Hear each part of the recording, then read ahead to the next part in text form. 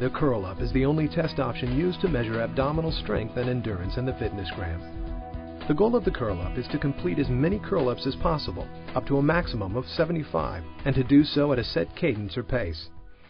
To administer the curl up, the examiner needs a gym mat and a measuring strip for each small group of students.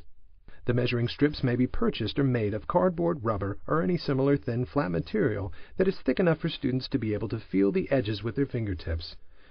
They should be 30 to 35 inches long. Two widths are needed depending on the age of the students. A 3-inch wide strip is used for students who are ages 5 to 9, and a 4.5-inch wide strip is used for older students. The pacer CD with player is needed as the CD contains a recorded cadence for the curl up. Examiners may also choose to call the cadence. The pace is 1 curl up every 3 seconds. The examiner also needs copies of score recording sheets. The examiner will organize the students into small groups for the curl up. The size and number of groups will depend on the number of students. The examiner can accurately monitor and record the scores. Before the day of the test, students should be provided with opportunities to practice the curl up. These practice opportunities should include the use of the cadence CD. The warm-up is important to performance on the curl up. Remember, the goals of the warm-up are to prepare the body for the activity, improve performance, and reduce injuries.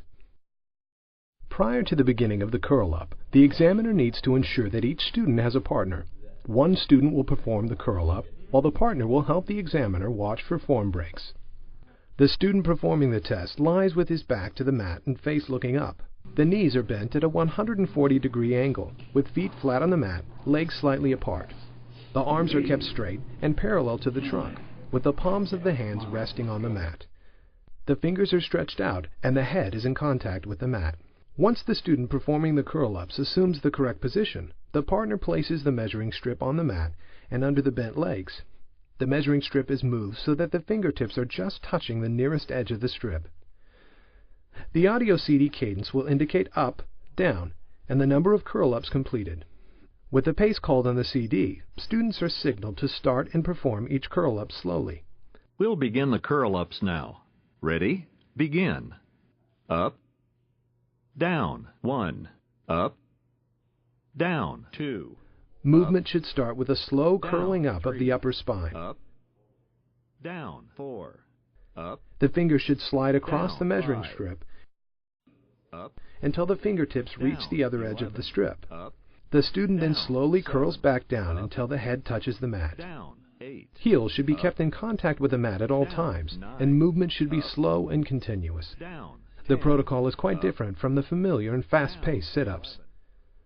Form breaks occur when the student's heels are no longer in contact with the mat, when the head does not touch the mat as the student curls back down, when movements become jerky, when the student stops to rest, when the student cannot keep up with the cadence, and when the fingertips do not touch the other edge of the strip. The examiner signals to the partner when a form break has occurred. The student is stopped when the second form break occurs, when the student can no longer continue, or when the student completes the limit of 75 curl-ups.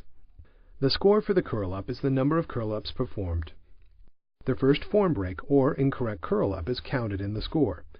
It is important for the examiner to apply this scoring procedure consistently across all students. The examiner records this score as students complete the test. If the number of curl-ups completed is within or exceeds the range of the healthy fitness zone for the student's gender and age, the student meets the performance standard and should continue doing regular physical activity. If the number of curl-ups falls below the range of the healthy fitness zone, this indicates that the student would benefit from physical activities designed to improve abdominal strength and endurance. This video was developed to help ensure the curl-up is administered in a manner consistent with the FitnessGram Test Administration Manual and California Physical Fitness Test Regulations and Guidance. For more information about the physical fitness test, we encourage you to visit the California Department of Education PFT webpage.